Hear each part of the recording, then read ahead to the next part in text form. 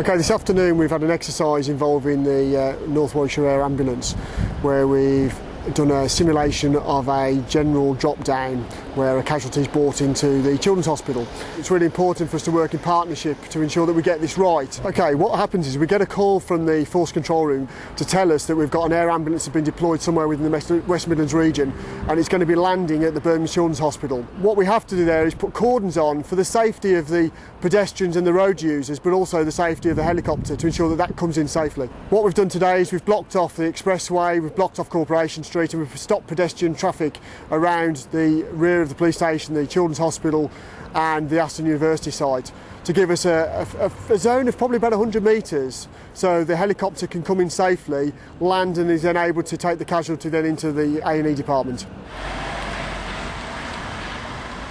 We've worked very closely with West Midlands Police and the CAA to basically make today happen and to ensure that we can come in safely, provide a very, very proficient and safe service for these children. And we really couldn't have done it without the sort of help and support we've had from West Midlands Police and the Civil Aviation Authority. It's really important that we're getting a child into the Children's Hospital. Generally, if a helicopter lands here for that purpose, the general public will be really supportive of that process. So we need to make sure that that's done properly.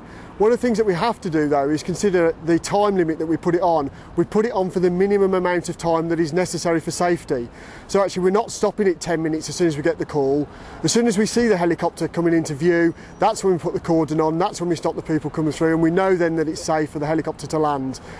Whenever we finish and the casualty's been brought out, the helicopter will remove straight away and then we take off the cordon as soon as that's safe to do so. So we're hoping that the average time is between 7 and 10 minutes maximum, and if we can get done quicker than that, all fantastic.